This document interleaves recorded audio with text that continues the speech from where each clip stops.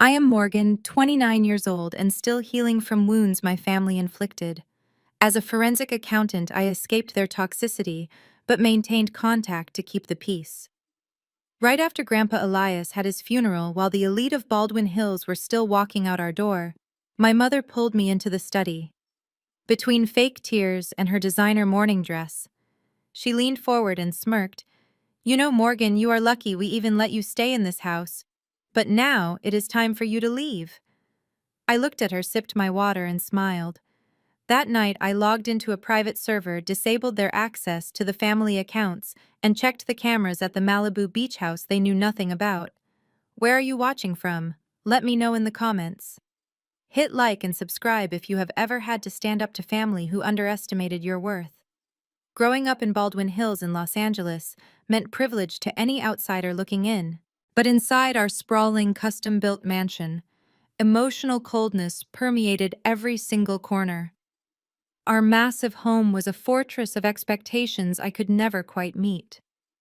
My childhood bedroom became my sanctuary and my prison.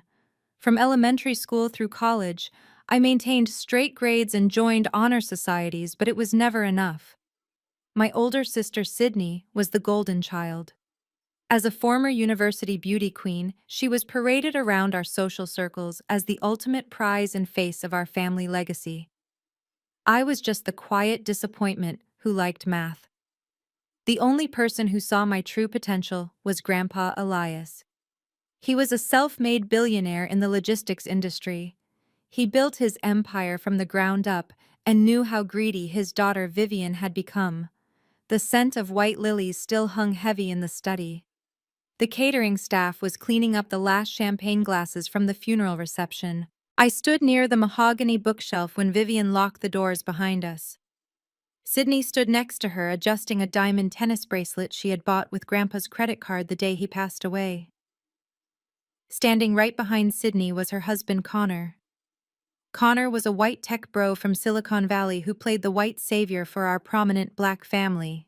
He acted like his presence elevated our status, even though his venture capital firm had never produced a successful product.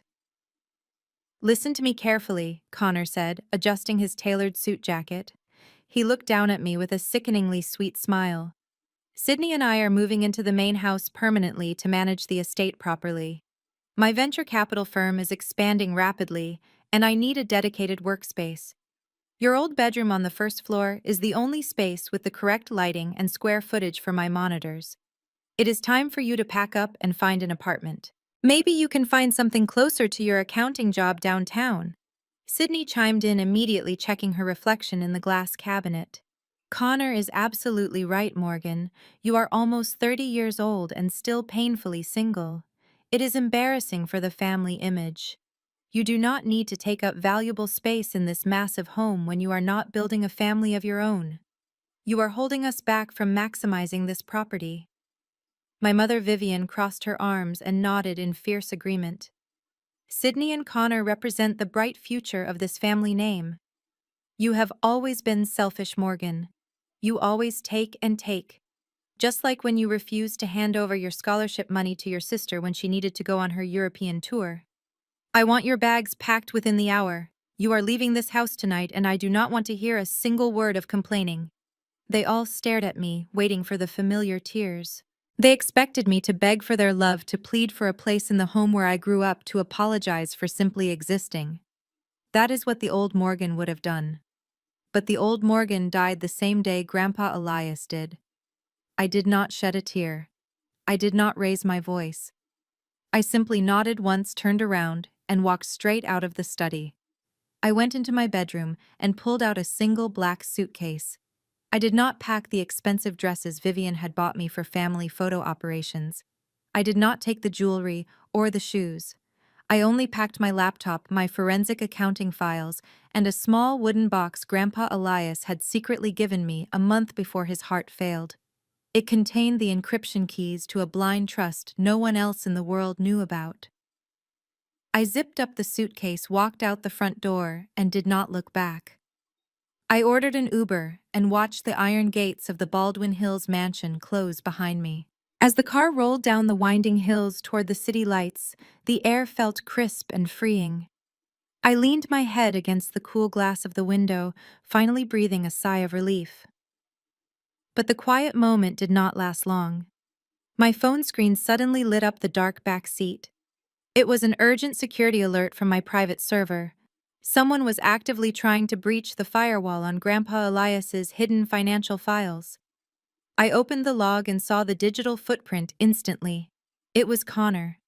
He had just initiated a wire transfer attempt and filed forged paperwork to take out a $2 million loan against an asset he did not even own. I smiled to myself as the car merged onto the highway, heading toward the coast. Connor thought he had just kicked me out of my own home, but he had no idea he had just walked right into a federal trap. The tires of the Uber hummed against the asphalt as we merged onto the Pacific Coast Highway.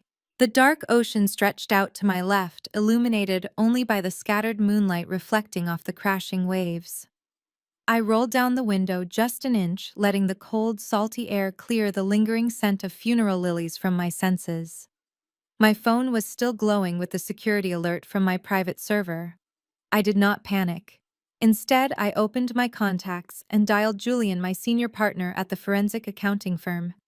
He picked up on the second ring, his voice sharp and wide awake, despite the late hour. I told him Connor had just taken the bait. Julian let out a low chuckle through the speaker. He asked if Connor was actually arrogant enough to try and bypass the firewall we set up last month. I confirmed he was. Julian and I had spent the last 2 years helping Grandpa Elias restructure his entire financial empire into a fortified blind trust. Grandpa was a brilliant man. The moment Sydney brought Connor home to Baldwin Hills, claiming he was some hotshot venture capitalist from Silicon Valley, Grandpa saw right through the cheap suit and the buzzwords. He knew Connor was a parasite looking for a wealthy black family to latch onto. So Grandpa quietly transferred his liquid assets and his most prized real estate into a trust that left no paper trail for a vulture like Connor to follow. Julian typed rapidly on his keyboard on the other end of the line. He told me he was seeing the same ping on his end. He said Connor was submitting loan applications to a private offshore lender. I asked how much he was asking for. Julian paused and said $2 million. My grip on the phone tightened. I asked Julian what Connor was using as collateral, because we both knew Connor did not have 2 million cents to his name. Julian said Connor was uploading property deeds, but the files were encrypted so he could not see exactly which property yet. I told Julian I was almost at the primary server location and would decrypt the files myself. We hung up and I leaned back against the leather seat. The Uber driver pulled over on a desolate stretch of the highway in Malibu. There were no streetlights here, just the rugged cliffside dropping off into the Pacific Ocean. I thanked the driver, tipped him well, and waited until his taillights disappeared around the bend before I moved. I walked toward what looked like a solid wall of natural rock covered in creeping ivy. I reached behind a specific patch of greenery and placed my thumb against a hidden biometric scanner. A soft green light scanned my print, and a heavy disguised steel door clicked open with a quiet hiss. I stepped inside and walked down a softly lit floating staircase that descended directly into the cliff. At the bottom was Grandpa Elias' true legacy. It was a breathtaking multi-level house made almost entirely of reinforced glass and steel built right into the side of the mountain overlooking the private beach below. He had spent 10 years building this escape far away from the suffocating social climbing of my mother and the endless drama of my sister. This was our sanctuary. It was where he taught me how to read balance sheets and where we spent hours watching the tide come in. And now it was my command center. I walked past the minimalist leather furniture and went straight to the sleek wooden desk facing the ocean window. I opened my black suitcase, pulled out my laptop, and connected a hardwire cable directly into the hidden port under the desk. The master server hummed to life. Multiple screens flickered on, illuminating the dark room with lines of complex financial data. I cracked my knuckles and went to work. Being a forensic accountant meant I knew exactly how to follow the money, even when people tried to bury it under layers of shell companies. It only took me 7 minutes to bypass the encryption on the files Connor had uploaded to the offshore lender. When the documents finally opened on my screen, a cold smile spread across my face. Connor had actually done it. He had submitted a massive loan application for $2 million, and to secure the money he had uploaded the deed to the Baldwin Hills mansion. But there was a massive problem for him. The deed he uploaded was a complete forgery. I pulled up the signature page and zoomed in. He had forged my mother's signature perfectly. He was using Vivian Home, the very house they just kicked me out of, as collateral to fund his failing startup. He was so desperate to maintain his wealthy tech bro facade that he was willing to make my family homeless to get a quick cash injection. And my mother and sister were too blinded by his white privilege and smooth talking to ever double-check the family accounts. I hit a few keys and downloaded every single page of his forged loan application. I copied the IP address, the timestamp, and the offshore routing numbers. This was not just a family dispute anymore. This was federal wire fraud. I secured the files into a heavily encrypted folder and sent a backup copy to Julian with strict instructions to hold on to it. I leaned back in the ergonomic chair and looked out at the black ocean. The waves crashed violently against the rocks below. The trap was fully set. Connor thought he had won by kicking me out of the house, but all he had done was hand me the exact weapon I needed to destroy him. I closed my laptop, feeling a deep sense of peace for the first time since the funeral. I was about to go make myself a cup of tea in the kitchen when a sharp electronic chime echoed through the silent house. I stopped dead in my tracks. The sound came from the security console mounted on the wall. The perimeter alarm had just been triggered. I walked over and tapped the screen to bring up the live camera feeds from the highway above. My heart beat a little faster as the high-definition night vision camera focused on the front gate. A sleek white Porsche had just pulled off the highway and parked illegally near the hidden entrance. The driver's side door popped open. I watched the screen closely as a man stepped out into the moonlight, straightening his designer jacket and looking around with a smug expression. It was Connor. He had found me. I watched the screen as Connor slammed the door of his Porsche. He was not alone. A second man stepped out of the passenger side wearing a cheap shiny suit and holding a leather briefcase. He looked exactly like the kind of shady strip mall lawyer Connor would hire to do his dirty work. They walked up to the heavy steel gate that blocked the driveway. Connor began violently shaking the iron bars and yelling my name into the night air. He knew I was in there. I took a deep breath and smoothed down my shirt. I could not let him know about the underground server room or the biometric locks. I had to play the part of the helpless younger sister he expected me to be. I walked away from the monitors and climbed the floating staircase back up to the surface.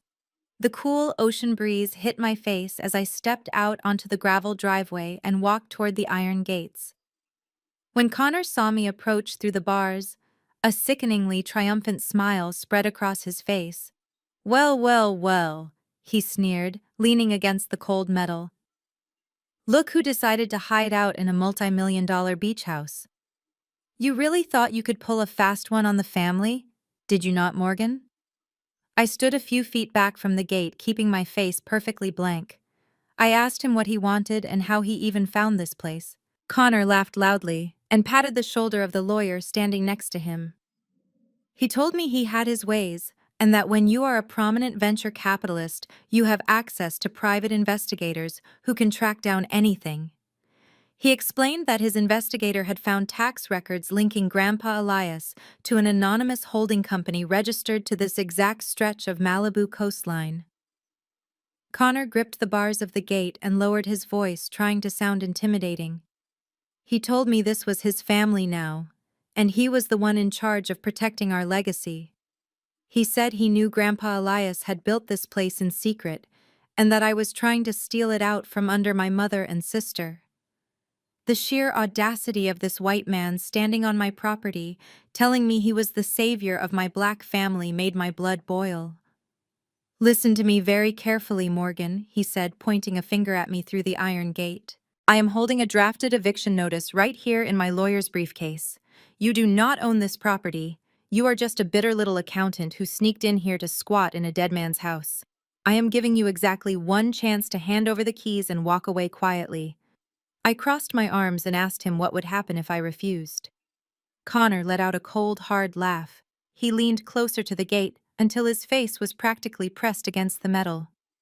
He said, if I did not hand over the keys right now, he would call the local sheriff.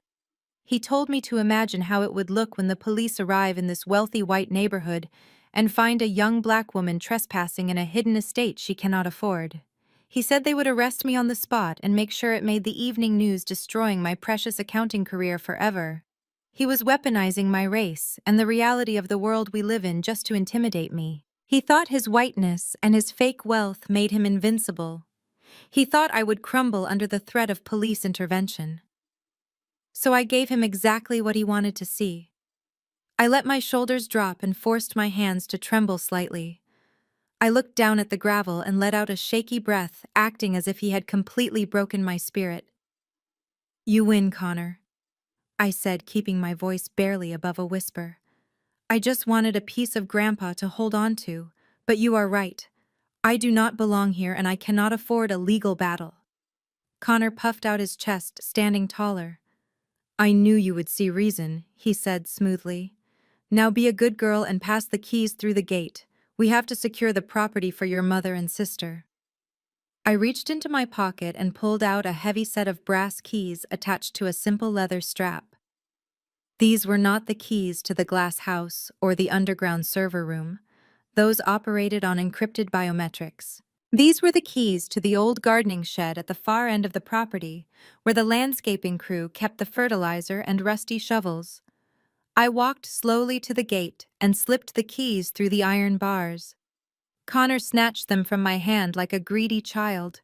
He held them up in the moonlight, admiring them as if he had just conquered a kingdom.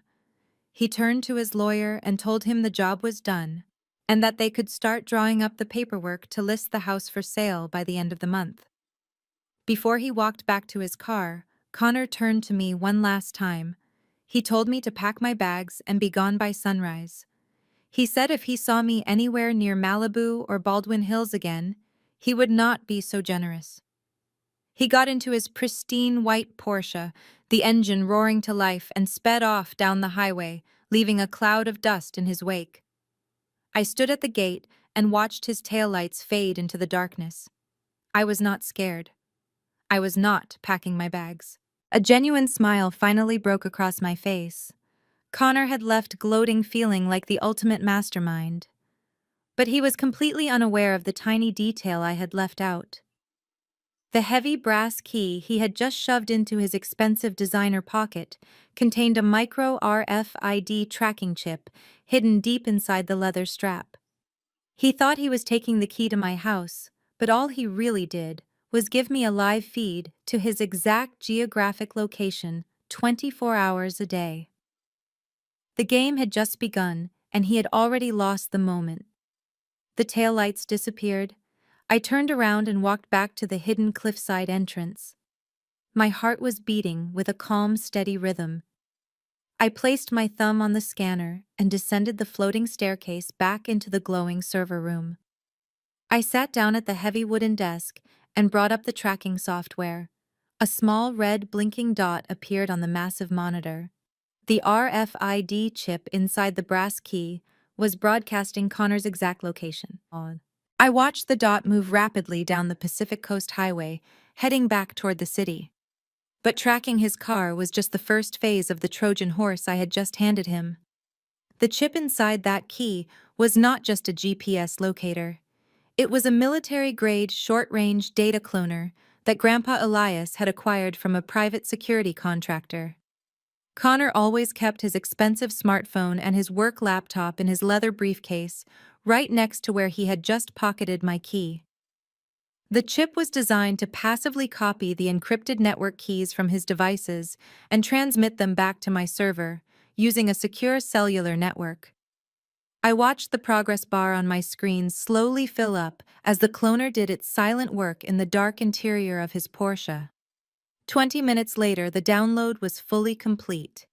I now had absolute backdoor access to the internal network of his venture capital firm. I cracked my knuckles and opened the main financial ledger for his company. He called it Apex Horizon Ventures. Sydney always bragged at dinner parties about how Connor was funding the next generation of tech startups and revolutionizing the medical device industry. I started pulling the bank statements and running the transaction histories through my forensic analysis software. There were no boring numbers here, just a glaring red trail of absolute unmitigated fraud. I opened the incoming wire transfers first. Connor had raised over $12 million in the last 18 months alone. I expected to see deposits from wealthy Silicon Valley tech bros or corporate investment funds. Instead, my stomach dropped as the names of the individual investors populated on the screen. Mr. Henry Rollins, a retired surgeon who sat on the board of my mother's charity foundation. Mrs. Carmen Robinson, the elderly choir director at the Baldwin Hills Community Church. Dr. Lawrence Terry, my grandpa's oldest friend and a retired dentist who had known me since I was a little girl. Every single name on the investor list was a wealthy black senior citizen from my mother's elite social circle. Connor was not raising capital in Silicon Valley. He was using his marriage to Sydney to systematically infiltrate the old money black community of Los Angeles. He used my mother's flawless reputation and my grandpa's legacy to gain the blind trust of her vulnerable aging friends. He knew they would never question a white financial genius who had married into the most prominent family in the neighborhood. I dug deeper into the outgoing ledgers to see where he was investing their hard-earned retirement funds. I looked for tech startups or commercial real estate development projects. There was absolutely nothing. Not a single legitimate investment had been made in the history of the company. Instead, the money was flowing in a rapid circular pattern. When Dr. Terry deposited $50,000, Connor would immediately wire $10,000 to Mrs. Robinson, claiming it was a dividend return on her earlier investment. He was paying off the old investors with the new investors' money. It was a textbook Ponzi scheme executed with terrifying precision. I leaned closer to the monitor, feeling a deep, sickening rage building in my chest. The remaining funds, the money he did not use to pay fake dividends, was being siphoned completely out of the country. I traced the complex routing numbers to offshore accounts in the Cayman Islands and anonymous shell companies registered in Panama. That was exactly how Sydney was affording her new designer wardrobes and the diamond tennis bracelets she flashed around town. That was how Connor leased his Porsche and bought his expensive tailored suits. They were living a life of extreme luxury financed entirely by stealing the life savings of the black elders who trusted our family name. I pulled up the specific file on Mr. Rollins. The retired surgeon had invested his entire pension into Apex Horizon Ventures just 3 weeks ago. Connor had promised him a guaranteed 20% return to help fund his 4 grandchildren through their college tuition. Yesterday, Connor had drained Mr. Rollins' entire account and transferred the balance to the same offshore bank he used to apply for the fraudulent loan against the Baldwin Hills mansion. The sheer depravity of what this white man was doing was staggering to witness. He had walked into a community of successful black professionals who had spent their entire lives overcoming systemic obstacles to build generational wealth for their families. And he was systematically wiping it all out with a charming smile and a fake investment portfolio. He was bleeding them dry, while my mother proudly paraded him around the country club as the ultimate savior of our family. My fingers flew across the keyboard. I began compiling every single fraudulent transaction, every forged signature, and every illegal wire transfer into an airtight digital dossier.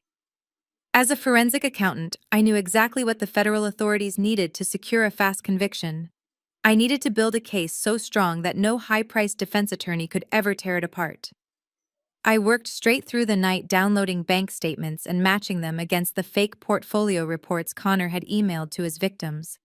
By the time the sun began to rise over the Pacific Ocean, my evidence file was over 2,000 pages long. I had every piece of the puzzle mapped out perfectly down to the last stolen cent. I leaned back in my ergonomic chair and rubbed my tired eyes. The trap was fully loaded and ready to spring.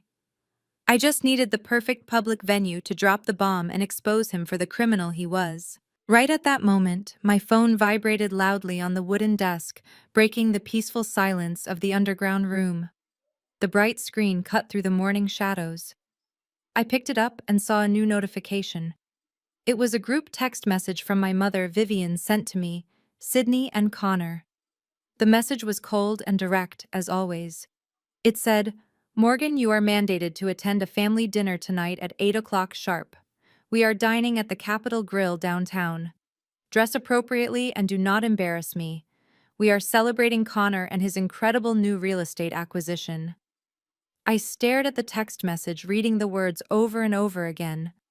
Connor had actually told them he secured the Malibu beach house. He was using the fake deed he forged last night to elevate his status even further in my mother's eyes. He wanted to celebrate stealing from me while he was simultaneously robbing her closest friends blind. A slow, dangerous smile spread across my face. I locked the server screen and stood up from the desk. I typed a simple response back to the group chat. "I will be there," I replied. I tossed the phone onto the desk and walked over to the closet. It was time to get dressed for dinner. I pulled a simple black silk dress from the closet. It was understated, elegant, and completely devoid of the flashy designer logos my mother and sister worshipped. I drove back into the city feeling a strange sense of anticipation. The Capitol Grill was packed with the downtown business elite when I arrived at exactly 8 o'clock. The maitre d' led me to a semi-private dining alcove in the back of the restaurant. My family was already there holding court and drinking expensive champagne. Vivian was wearing a sequined blazer that caught the dim restaurant lighting. Sydney was draped in silk and wearing the diamond tennis bracelet she bought with Grandpa's money. And Connor was sitting at the head of the table looking like the arrogant king of a stolen castle. I pulled out my own chair and sat down across from him. Nobody offered me a glass of champagne. Sydney looked me up and down with a sneer wrinkling her perfectly contoured nose. She asked if I had come straight from a funeral or if I just enjoyed looking like a depressed librarian. She told me I should have used some of the money I saved by living rent-free in Grandpa's house to buy a decent outfit. She said it was embarrassing to be seen with a number cruncher who did not even know how to dress for a high-end dinner. I placed my napkin on my lap and looked at her calmly. I told her I preferred clothes I could actually afford to pay for myself. Sydney rolled her eyes and took a sip of her drink, totally missing the underlying threat in my words. My mother, Vivian, slammed her glass down on the table to get our attention. She told us to stop bickering and remember why we were there. She beamed at Connor with a level of pride she had never once shown me. Vivian raised her glass and announced we were celebrating a monumental day for the family legacy. She said Connor had single-handedly secured a multi-million-dollar property in Malibu that Grandpa Elias had selfishly tried to hide from them. She went on and on about Connor's brilliant financial mind and how his venture capital firm was elevating our family status to new heights. I watched Connor soak up the praise. He leaned back in his leather chair and unbuttoned his suit jacket, trying to look humble. He told Vivian it was his honor to step up and be the man of the house now that Grandpa was gone. He said he was just doing what any good husband and son-in-law would do to protect their assets. The sheer hypocrisy made my skin crawl, but I kept my expression perfectly neutral. Connor reached into the inner pocket of his jacket and pulled out a folded document. He slid it across the white tablecloth, stopping right in front of my empty dinner plate.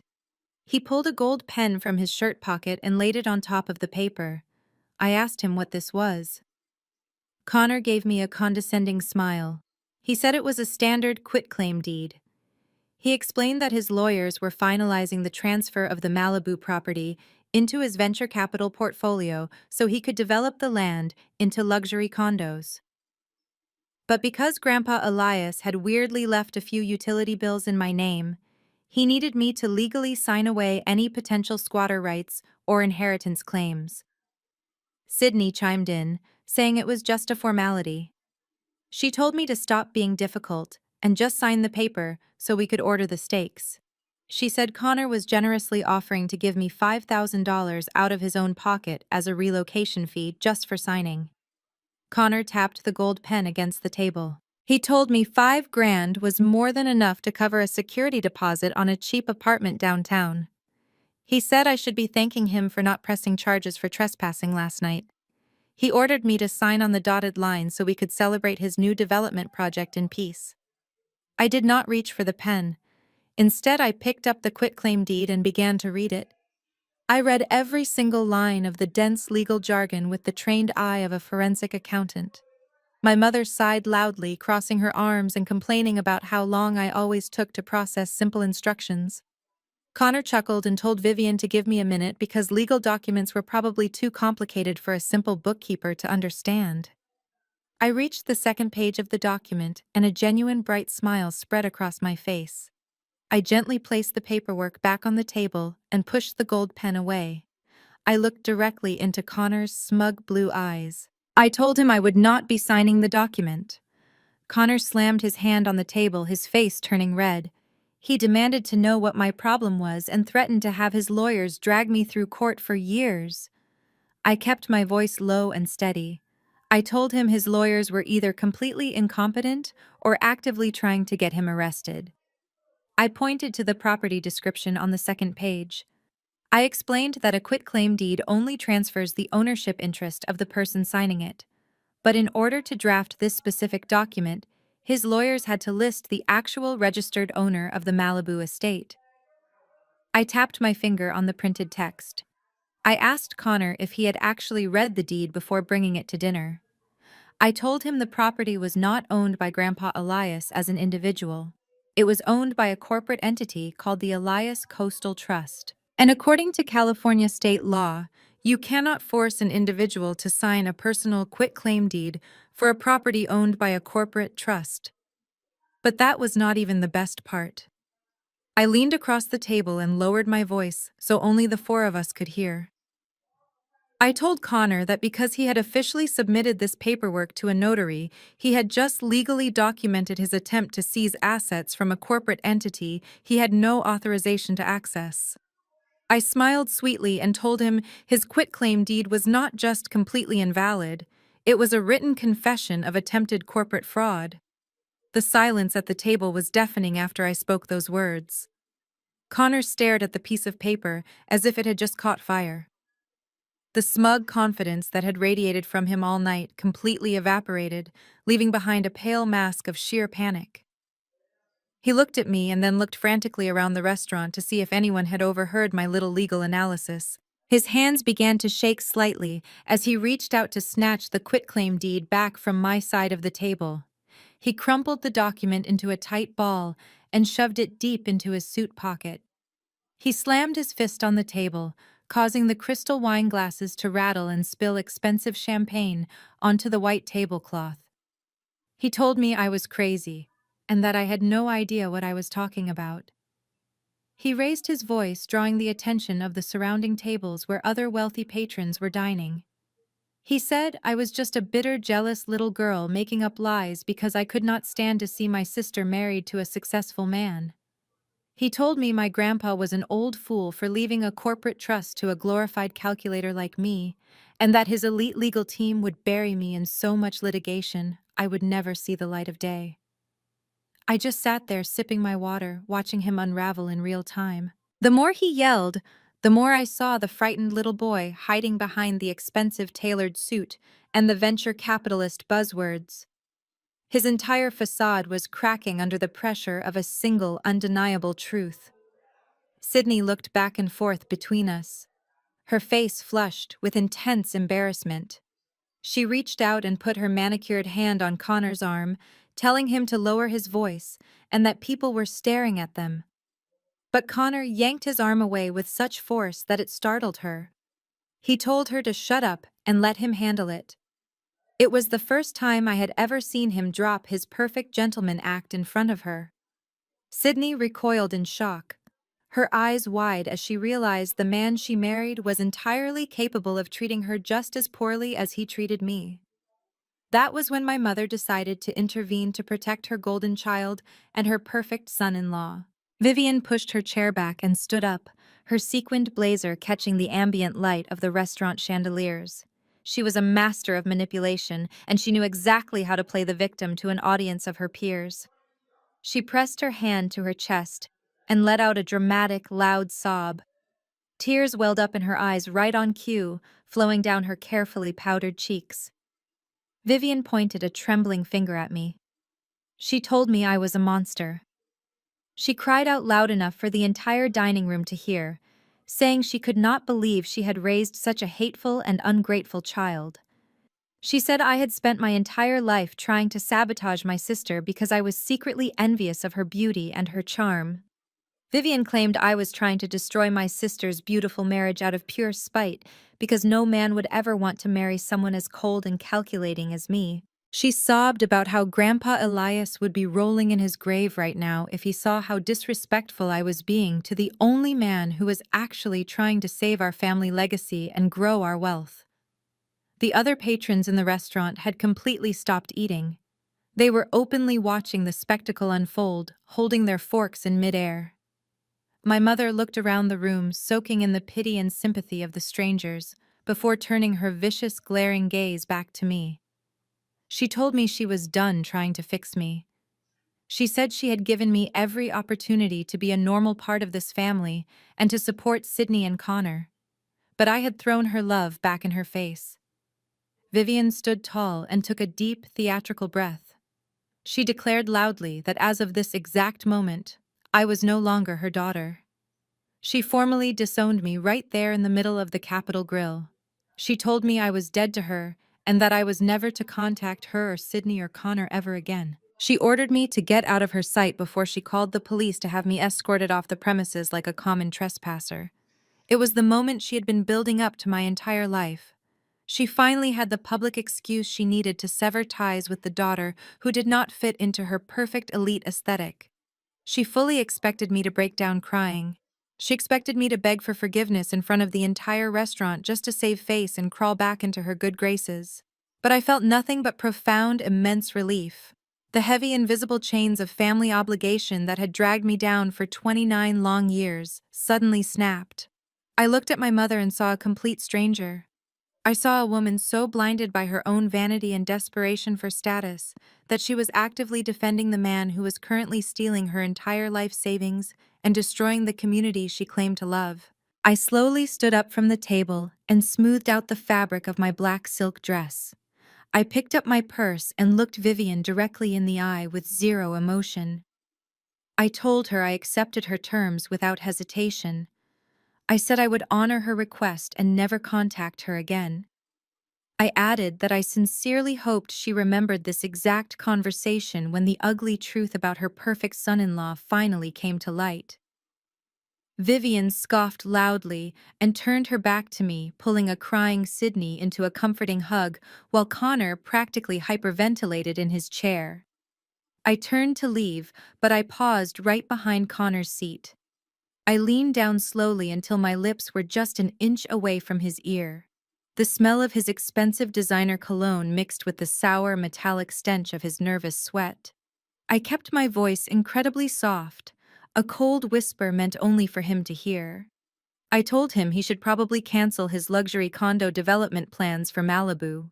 I told him the Securities and Exchange Commission had been making some very interesting inquiries this afternoon regarding his latest offshore wire transfers. I mentioned the specific name of the Cayman Islands bank he had routed Mr. Rollins' retirement pension fund through just yesterday morning. I asked him if he thought his shady strip mall lawyer would be able to handle federal prosecutors when they inevitably came knocking on his door for operating a multi-million-dollar Ponzi scheme. I pulled back and looked at his face. All the color drained from his skin, instantly leaving him looking like a sick ghost.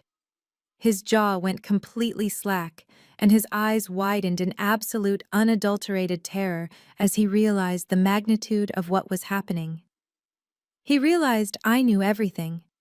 I had every bank receipt, every forged signature, and every stolen dollar perfectly documented on a secure federal server. He tried to say something to defend himself, but only a pathetic, quiet wheezing sound escaped his dry throat.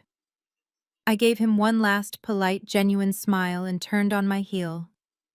I walked out of the restaurant with my head held high, the steady, confident sound of my heels clicking against the hardwood floor echoing in the otherwise silent dining room. I left them sitting there at the table, a fragile family built entirely on lies and stolen money, while I stepped out into the cool evening air, finally completely free and holding the exact match that would burn their entire fake empire to the ground.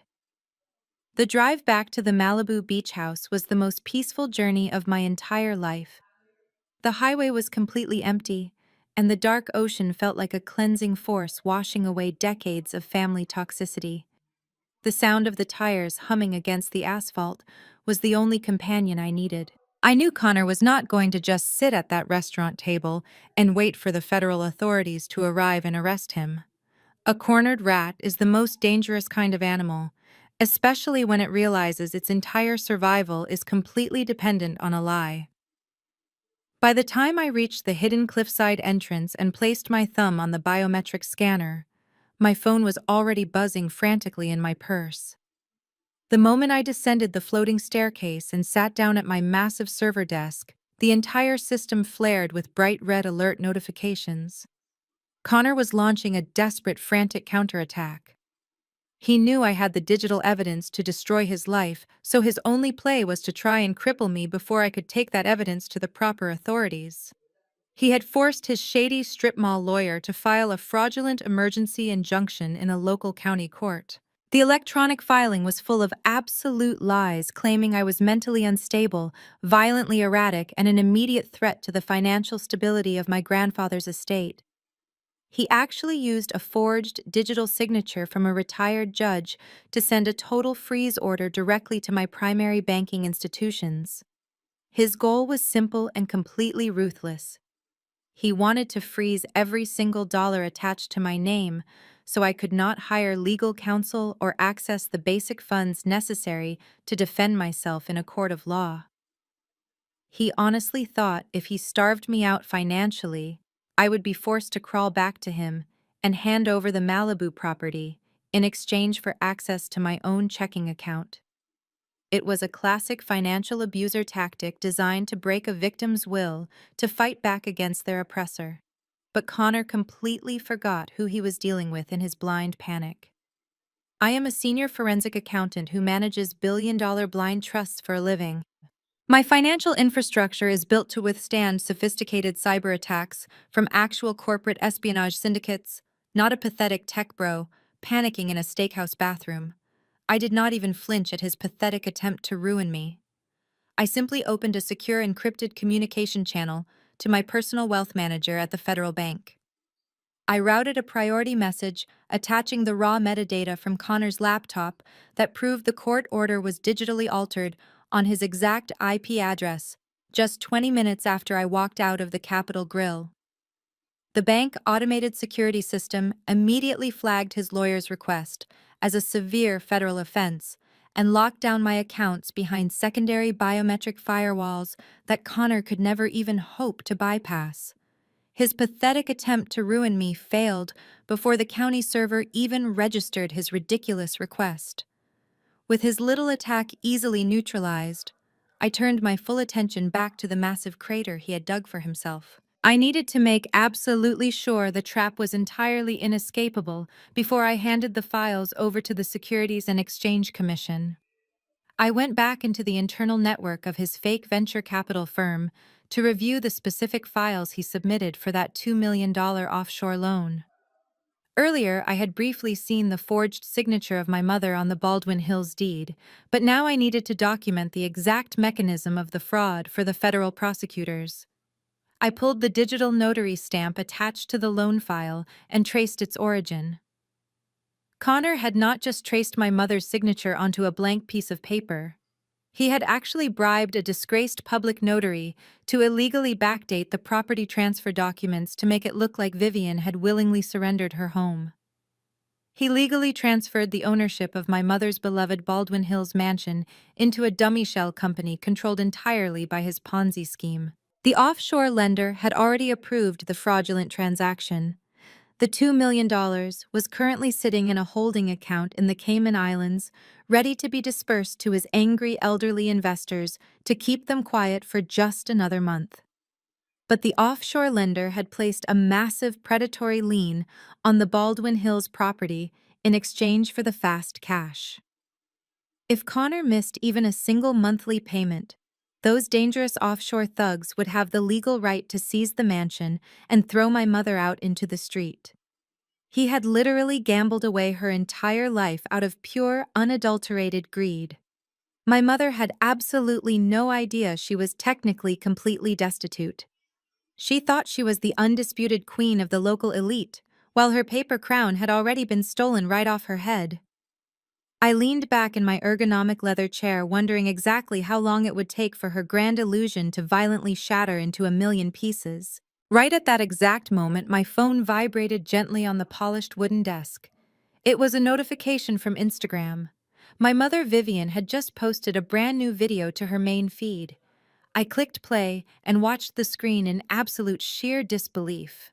My mother was standing in the grand marble foyer of the Baldwin Hills mansion, holding a crystal glass of expensive imported champagne. Sydney was standing right beside her, wearing a fresh designer dress, paid for by stolen retirement funds, trying her best to look perfectly wealthy and unbothered by the total humiliation they had just suffered at the restaurant. My mother was smiling widely at the camera, announcing to her thousands of eager followers that they were throwing a massive farewell open house party this upcoming weekend. She boasted loudly that Connor was in the final stages of selling their historic family estate for a record-breaking $8 million. She confidently claimed they were permanently relocating to an exclusive hidden glass beach house in Malibu that Connor had just brilliantly acquired for the family real estate portfolio. She formally invited the entire Black elite of Los Angeles to come to the mansion on Saturday to celebrate their rising dynasty and toast to their massive success. I paused the video and zoomed in closely on the background of the shot. Connor was standing alone in the shadows behind them. His face was pale gray and he looked like he was about to physically collapse.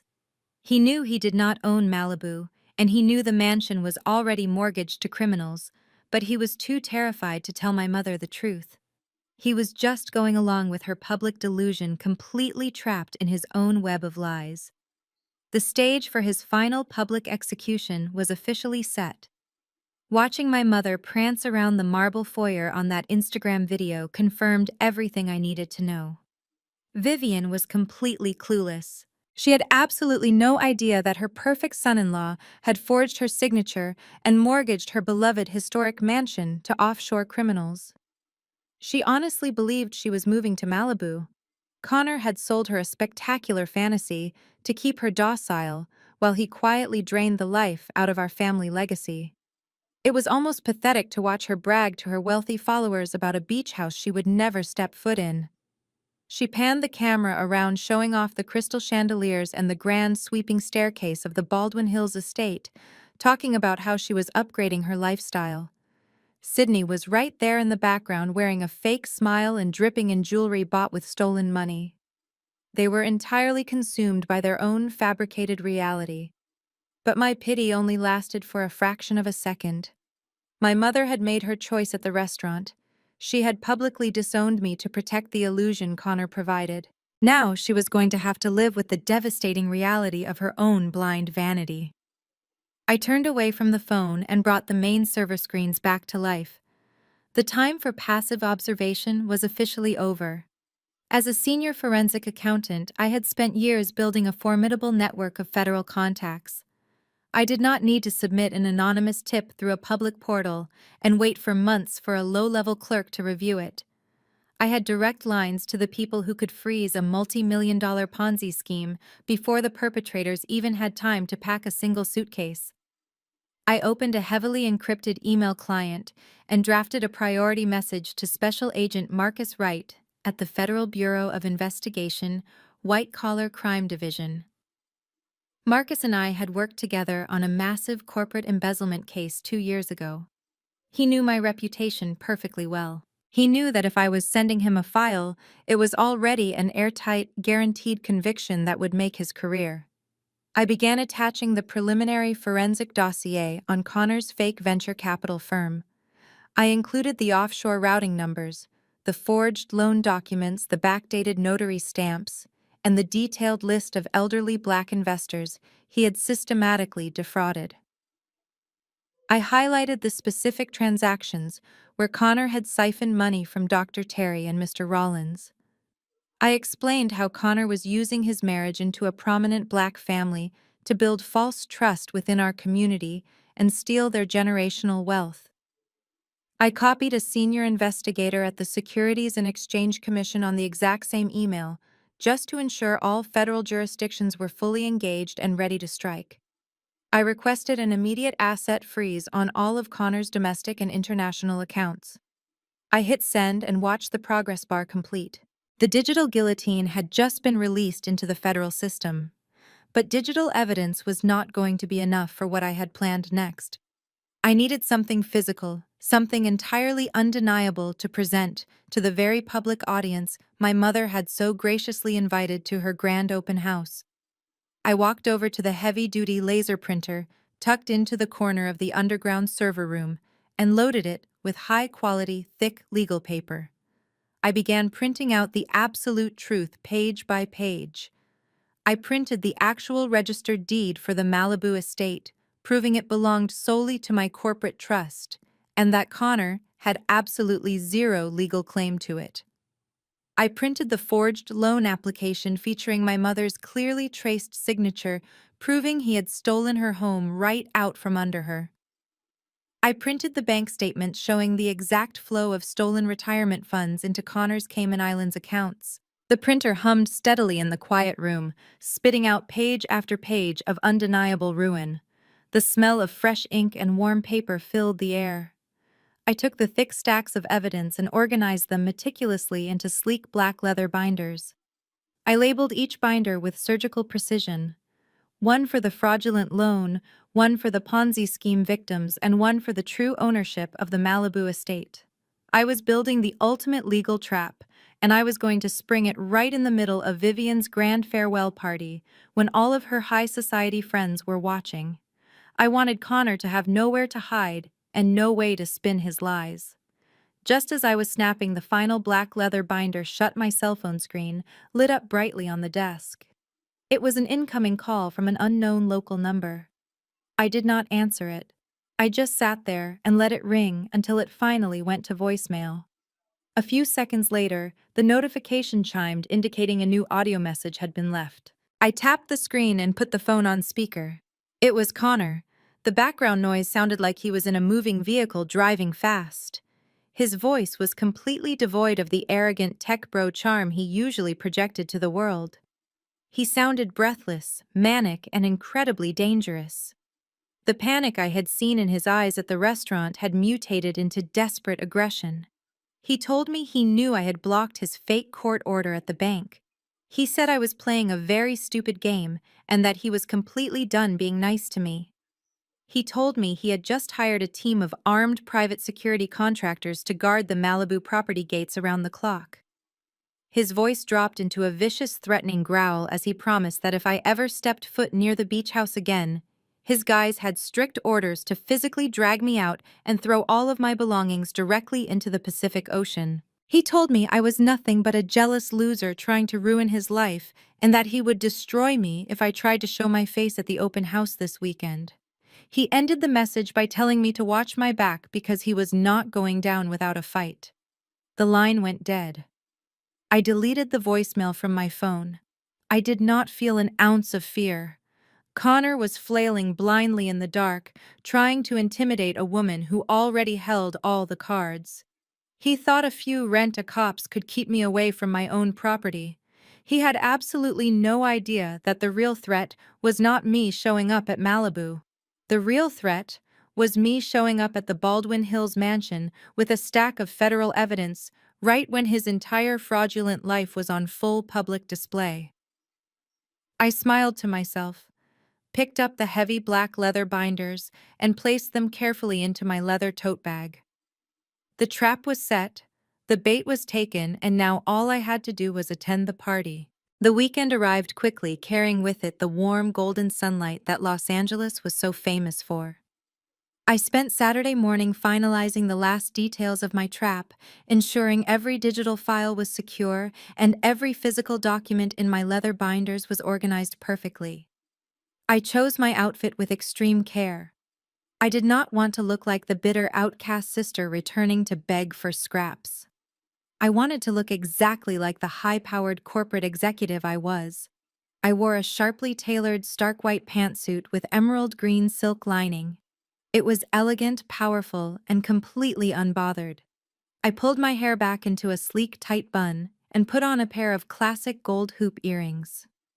I looked in the mirror one last time, taking a deep, steadying breath. The quiet, submissive Morgan was dead and buried.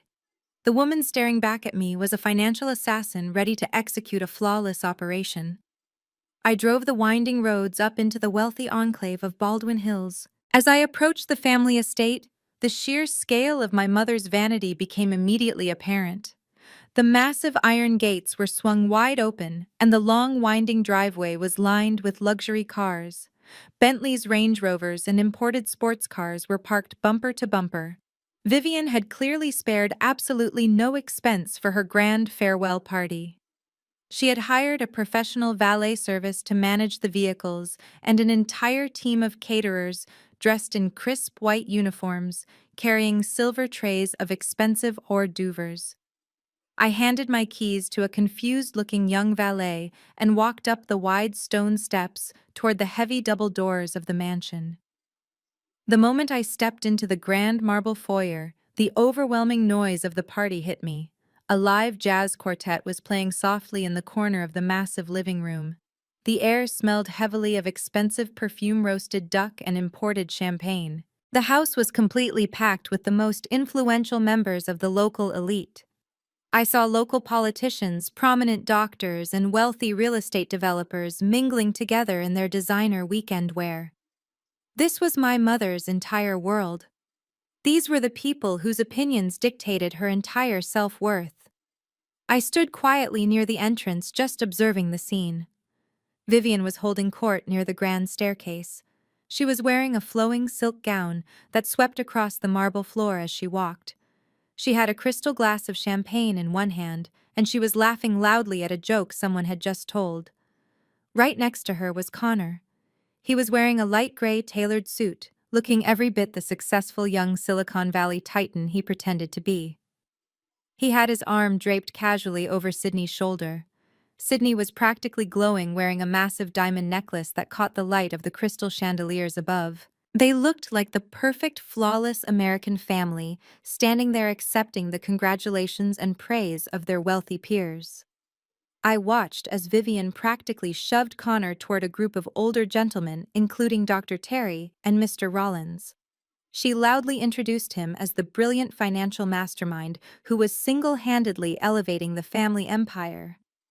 She boasted about the fake Malibu estate sale and how Connor was negotiating record-breaking development deals on the coast. The older men nodded approvingly, shaking his hand and completely unaware that the man they were congratulating had just systematically stolen their entire retirement savings. The absolute sickness of the display made my stomach churn. Connor was smiling and nodding, playing the humble genius, while he secretly knew he was entirely bankrupt and facing federal prison. I adjusted the heavy strap of my leather tote bag on my shoulder and began to slowly walk deeper into the party. I did not try to hide or blend in. The stark white of my tailored suit stood out sharply against the sea of dark cocktail dresses and casual resort wear. A few people turned to look at me, their conversations pausing briefly as they recognized the estranged younger sister they had not seen since Grandpa Elias' funeral. I offered polite, tight smiles to the people I recognized, but I did not stop to make small talk. My eyes were locked directly on the center of the room. It did not take long for someone to notice the disruption in the perfect aesthetic Vivian had carefully curated. Sydney was the first to spot me. She was in the middle of showing off her new diamond tennis bracelet to a group of younger socialites when her eyes suddenly darted past them and landed on me. The fake bright smile completely vanished from her face, instantly replaced by a look of sheer panicked fury. She practically dropped her champagne glass on a passing waiter's tray and began to storm across the crowded living room directly toward me. As she aggressively pushed her way through the crowd of wealthy guests, I noticed her frantically waving her hand in a sharp downward motion toward the back doors. She was signaling the private security team Connor had hired. Three large men wearing tight black suits and earpieces immediately detached themselves from the walls and began moving quickly through the party, converging on my exact location. The trap was about to spring, and the entire room was completely unaware of the massive explosion that was coming. The three massive security guards were only a few feet away from me when my mother suddenly realized what was happening. Vivian had been laughing with the local mayor near the staircase, but her sharp eyes caught the aggressive movement of the men in black suits. She knew that having her own daughter physically dragged out of her farewell party by armed guards would be the ultimate social scandal. It would completely ruin the flawless, elegant aesthetic she had spent months meticulously building. She excused herself from the mayor with a fake practiced smile and moved across the marble floor with terrifying speed. She intercepted the guards just seconds before they could put their heavy hands on my shoulders. Vivian snapped her fingers, pointing sharply at the floor, and the three men immediately backed away, blending back into the shadows of the hallway. She grabbed my arm, her perfectly manicured nails digging painfully into the fabric of my white silk suit. She did not say a single word to me in front of her wealthy guests. She just pulled me roughly toward the secluded mahogany library near the back of the mansion and slammed the heavy double doors shut behind us. The library was dark and quiet, completely cutting off the sound of the jazz band and the clinking champagne glasses in the main living room. My mother let go of my arm and spun around to face me. The polite, loving mask she wore for the public completely melted off, leaving behind a cold, ruthless desperation. She was breathing heavily, and a thin layer of sweat was ruining her expensive powder makeup. She glared at me as if I was a disgusting disease that had just infected her perfect home. She asked me what I was doing here.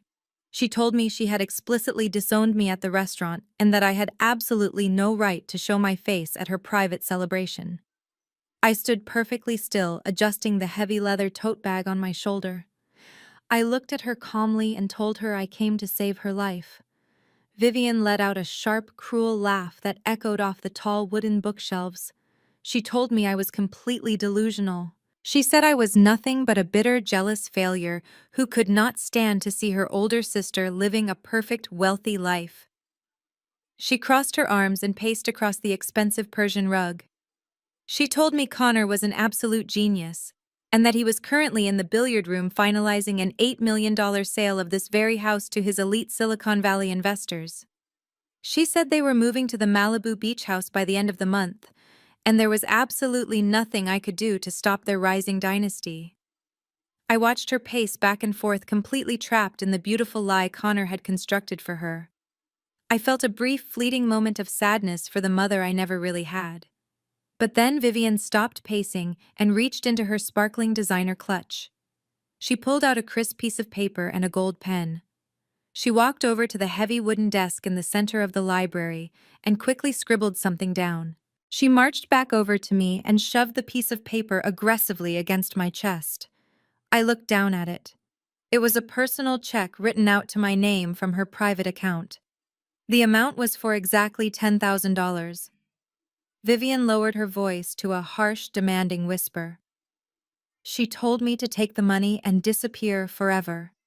She said $10,000 was more than enough for a pathetic number cruncher like me to start a new life somewhere far away from Los Angeles. She ordered me to walk out the back door, take my cheap car, and never contact this family again. She told me not to ruin my sister's perfect life just because I was incapable of finding a husband of my own. She looked me directly in the eyes and said she was paying me to stop existing in her world. I stared at the check in my hand. $10,000. That was the exact monetary value my mother placed on my complete absence. She was willing to pay 10 grand to protect the fragile ego of a white tech bro who had secretly forged her signature and mortgaged this very house to offshore criminals. She was trying to bribe me to stay quiet while Connor actively destroyed the generational wealth of the black community she claimed to love so much. The sheer, absolute irony of the situation was almost suffocating. Connor did not have $8 million. Connor did not have wealthy investors waiting in the billiard room. Connor was completely bankrupt, terrified, and actively waiting for the Federal Bureau of Investigation to kick the front doors down. He had lied to her about every single thing in his life, and she was using her last remaining pennies to protect him from me. I did not yell at my mother. I did not cry or beg for her to love me the way I used to when I was a lonely little girl. I simply looked down at the piece of paper in my hands. I grasped the edges of the check and slowly, deliberately ripped it straight down the middle. Vivian's eyes widened in absolute shock. I placed the torn halves together and ripped them again and again until the $10,000 bribe was nothing but tiny, worthless shreds of paper. I opened my hand and let the pieces flutter to the beautiful Persian rug like dirty snow. I looked back up at my mother. Her mouth was hanging open, completely speechless. She had always controlled everyone around her with money and social pressure. She had absolutely no idea how to handle a woman who could not be bought. I did not say a single word to her. I simply turned my back on her and pushed the heavy mahogany doors open, stepping back out into the bright, chaotic light of the grand foyer. I walked straight past the confused security guards and headed directly toward the center of the massive living room. The party was at its absolute peak. Hundreds of wealthy guests were laughing, drinking, and toasting to my mother's fake success. I walked past Dr. Terry and Mr. Rollins, who were happily discussing the fake dividends Connor had promised them. Sydney was standing on the grand staircase holding a glass of champagne, looking down at the crowd like she was untouchable royalty. Connor was standing near the fireplace, sweating profusely through his expensive gray suit, constantly checking his phone and looking completely terrified of his own shadow. I ignored all of them. I walked straight up to the small wooden stage where the jazz quartet was playing a smooth, upbeat melody. The lead singer was a young woman in a velvet dress, softly crooning into a vintage silver microphone on a tall iron stand. I stepped onto the stage, reached out, and gently but firmly took the microphone straight out of her hands. The singer stumbled back in surprise, and the musicians stopped playing their instruments one by one. A loud, sharp screech of audio feedback echoed through the massive living room, instantly silencing the hundreds of guests. The room went dead quiet. Every single eye in the mansion turned to look at me, standing center stage in my stark white suit, with my heavy leather bag of federal evidence resting securely on my hip. I held the silver microphone firmly in my hand, letting the silence stretch out over the massive living room. The air was thick with tension. My mother had burst out of the library and was now standing frozen near the grand staircase, her hands covering her mouth. Sydney was glaring at me from the steps, her fake diamond necklace glittering under the chandeliers. Connor was standing near the fireplace, his face completely drained of color, staring at me like he was looking at a ghost. I did not look at any of them. I looked directly out into the crowd of wealthy guests, at the people my mother had spent her entire life trying to impress. I tapped the microphone twice to make sure it was working. "Excuse the interruption," I said, my voice echoing clearly through the high ceilings. "My name is Morgan, and I am Vivian's youngest daughter. I know many of you have not seen me since my grandfather's funeral. My mother informed you that I was not here today because I was busy packing my apartment to move out of the city. That was a lie. I am actually here to deliver a very special presentation regarding the brilliant financial mastermind you have all been celebrating today." I reached into my white blazer and pulled out a small black remote control.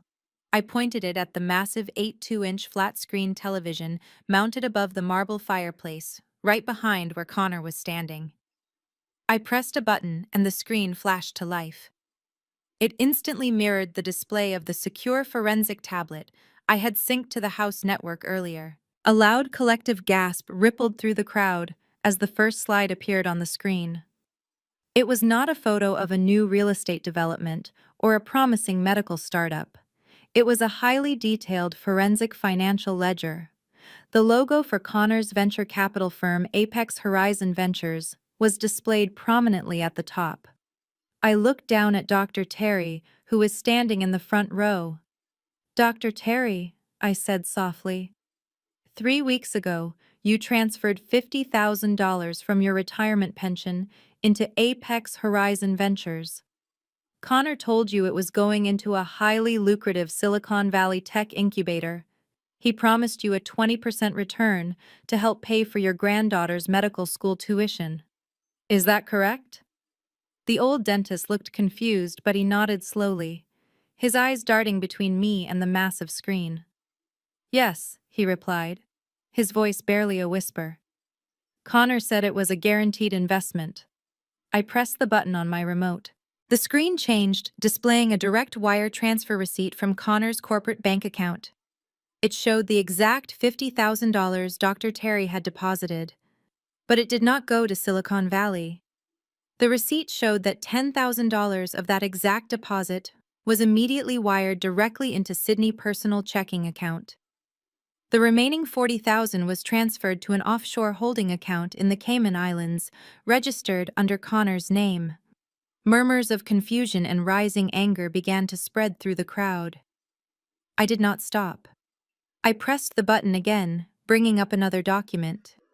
"Mr. Rollins," I said, turning my attention to the retired surgeon standing near the bar. "You invested $200,000 last month. You were told it was funding a commercial real estate project in downtown Los Angeles.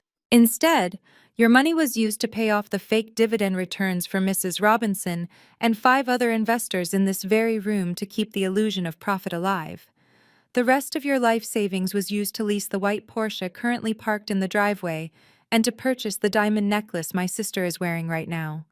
The murmurs erupted into loud, angry shouting. People were pointing at the screen, pointing at Sydney, and pointing at Connor.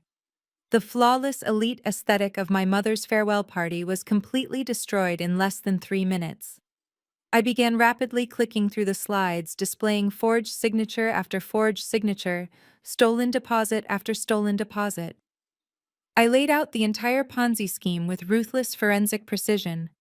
I showed them exactly how this white man had smiled in their faces, eaten dinner at their tables, and systematically drained the generational wealth of the Black community they had worked their entire lives to build. Connor was panicking. He stumbled forward, waving his hands wildly, trying to block the massive television screen behind him. "It is a lie," he screamed, his voice cracking with desperation. "She is a jealous psychopath. Those documents are completely fabricated. She hacked into my system and altered the numbers because she hates that I married her sister. Do not listen to her. I am making you all incredibly wealthy." But nobody was listening to his pathetic excuses. These were smart, educated people. They could read the official bank routing numbers and the digital notary stamps projected on the wall. They realized instantly that they had been completely conned by a smooth-talking fraud.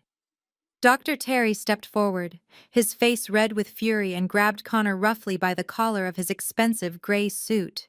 "Where is my money, you son of a bitch?" the elderly man yelled, shaking him violently. "Where is my granddaughter's tuition money?" Sydney ran down the stairs, screaming for people to back away from her husband, but the crowd was turning hostile, pushing against them, demanding answers. Vivian was backed against the wall, completely paralyzed by the sheer magnitude of the public humiliation. Her perfect world was collapsing right in front of her eyes.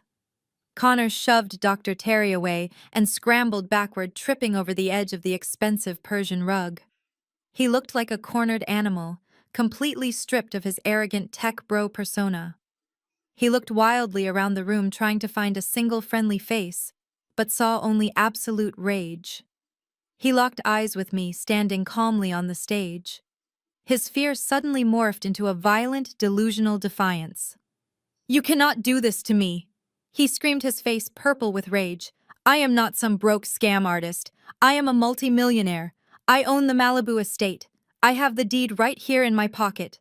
I am richer than all of you combined. Connor stood there panting like a cornered animal, clutching the breast pocket of his expensive suit where he kept his precious fake piece of paper. The sheer delusion of his statement hung in the heavy air for a few seconds. The angry crowd of investors paused momentarily, confused by his sudden burst of manic confidence. My mother, Vivian, looked up from her spot against the wall. Her tear-streaked face suddenly filled with a desperate, fragile hope. She wanted to believe him so badly. She wanted to believe that the Malibu beach house was real and that her golden son-in-law was going to magically save them all from this nightmare. Sydney even took a step down the grand staircase, her eyes darting between me and her husband, waiting for the ultimate proof that she was still a wealthy, elite socialite. I looked at Connor and I did not feel angry anymore. I felt a deep, profound sense of genuine amusement. I let out a low, steady laugh. The sound echoed through the silent living room, completely destroying the fragile tension Connor had just tried to build. My laughter was not manic or cruel. It was the genuine, relieved laughter of a woman watching a steel trap snap perfectly shut. Connor flinched at the sound of it. He pointed a shaking finger at me and demanded to know what was so funny. He yelled that he had the legal right to that property and that I was just a squatter. I stopped laughing and looked him dead in the eye. I told him his absolute ignorance was the funniest thing I had ever witnessed. I pointed the black remote control at the massive television screen one more time and pressed the button. The entire display shifted away from his fraudulent bank records and offshore Cayman Island accounts. A new set of documents appeared on the screen, glowing brightly in the dim light of the mansion. They were heavy, dense legal files covered in official state seals and federal watermarks. I told the crowd to pay very close attention to the screen because this was the final act of Connor's desperate little play. I walked to the very edge of the stage, keeping my voice calm and perfectly projected. I told Connor to go ahead and pull that precious deed out of his pocket. I told him to read the name of the property owner out loud to the entire room so everyone could hear his genius real estate strategy. Connor swallowed hard, his hand trembling violently as he reached into his jacket. He pulled out the crumpled quitclaim deed he had tried to force me to sign at the restaurant. He stammered and said the property was owned by the Elias Coastal Trust. I nodded slowly and told him he was absolutely right about that single detail. Grandpa Elias did build that magnificent glass house on the Malibu cliffs, but I told Connor he had completely misunderstood what that trust actually was. I clicked to the next slide showing the geographical survey of the massive Malibu property. I explained to the silent crowd that the land the house sat on was not zoned for luxury condo development. It was explicitly designated as a protected environmental sanctuary by the state of California. Grandpa Elias had purchased that specific stretch of coastline to protect the native wildlife and preserve the natural beauty of the oceanfront. To maintain that protected status, he placed the entire estate into a specialized corporate entity. It was a registered limited liability company designed specifically to manage federal conservation grants and strictly prohibit any commercial development. I looked down at Connor, who was now shaking so hard he could barely hold his fake piece of paper. I told him an individual person cannot simply inherit or take personal ownership of a federally recognized environmental LLC through a standard residential property deed. You cannot just forge a signature and claim a nature reserve as your personal venture capital asset to pay off your Ponzi scheme debts. The crowd murmured in realization as the massive legal reality set in. I clicked to the final slide on the television screen. It was the official articles of incorporation for the Elias Coastal Trust, filed directly with the state of California. My name was highlighted in bright yellow ink at the very bottom of the page. I told Connor to read the highlighted name. His voice was nothing but a dry, pathetic whisper as he read my name out loud to the quiet room. I smiled coldly and told him that I was the sole chief executive officer and the only registered shareholder of that environmental LLC. I told him I had complete, absolute corporate control over every single grain of sand on that Malibu beach. I did not just inherit a house from my grandfather. I inherited a federally protected corporation, and I was the only person on Earth with the legal authority to manage its assets.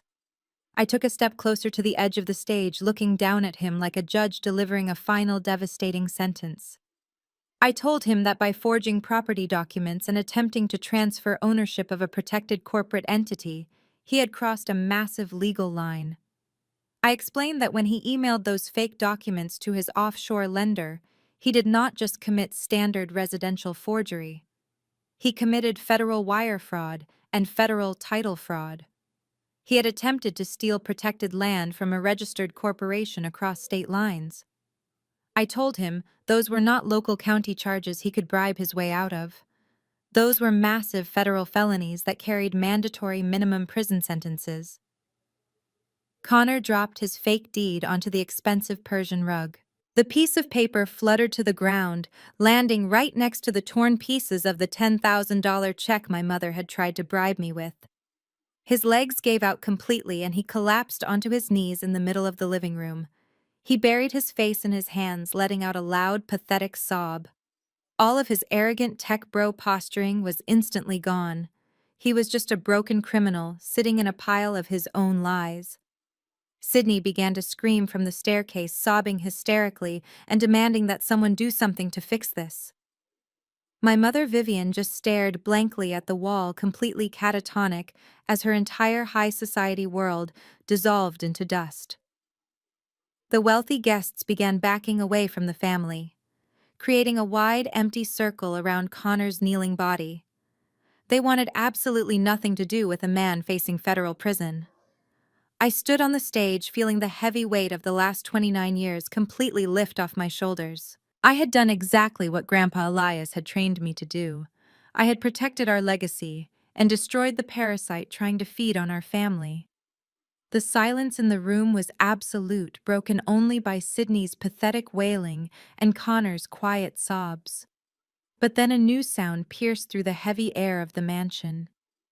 It started as a faint, distant wail echoing up the winding roads of Baldwin Hills. Within seconds, the sound grew louder and more urgent, bouncing off the marble walls of the grand foyer. It was the sharp, undeniable wail of multiple police sirens. Flashing red and blue lights began to reflect through the massive front windows, illuminating the shocked faces of the party guests. The Federal Bureau of Investigation had officially arrived.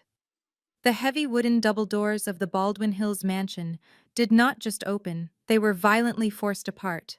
Dozens of federal agents wearing dark tactical jackets with the letters FBI printed across their backs swarmed into the grand marble foyer. The live jazz music had already stopped, but the sheer chaotic noise of the raid completely shattered whatever was left of my mother's elegant farewell party. Heavily armed agents moved swiftly through the crowd of terrified high society guests, shouting orders to stay back and keep their hands visible. The flashing red and blue lights from the police cruisers parked in the driveway bathed the crystal chandeliers in a harsh, unforgiving glare. It was a scene of absolute destruction for the perfect image my family had spent decades trying to build and maintain. I stood perfectly still on the wooden stage, watching the federal agents fan out across the living room. They knew exactly who they were looking for. Special Agent Marcus Wright walked through the front doors, holding a thick file folder that looked exactly like the digital dossier I had emailed him just a few days ago. He scanned the crowd, his sharp eyes cutting through the panic, until he locked onto the pathetic figure kneeling on the expensive Persian rug. The moment Connor saw the federal jackets, his primal flight response completely hijacked his brain. He did not try to explain himself or call for his expensive strip mall lawyer. He scrambled up from the floor, his expensive gray suit wrinkled and stained with sweat. He shoved violently past Dr. Terry, knocking the elderly man into a cocktail table, sending crystal glasses shattering across the marble floor. Connor sprinted desperately toward the massive glass doors that led out to the backyard patio. He pushed through the terrified guests like a madman, his face twisted in absolute panic. He burst through the patio doors and hit the perfectly manicured back lawn, running blindly into the dark, toward the tall hedges that separated the estate from the golf course. But he did not make it very far. 3 federal agents had already secured the perimeter of the backyard. I watched through the massive floor-to-ceiling windows as a large agent stepped out from the shadows of a large oak tree. Connor tried to pivot, but his expensive Italian leather shoes slipped on the damp grass. The agent lunged forward, tackling him violently to the ground. Connor's face slammed hard into the dirt, completely ruining his perfect tech bro aesthetic. The agents yanked his arms firmly behind his back, and the cold metallic click of handcuffs echoed all the way into the living room.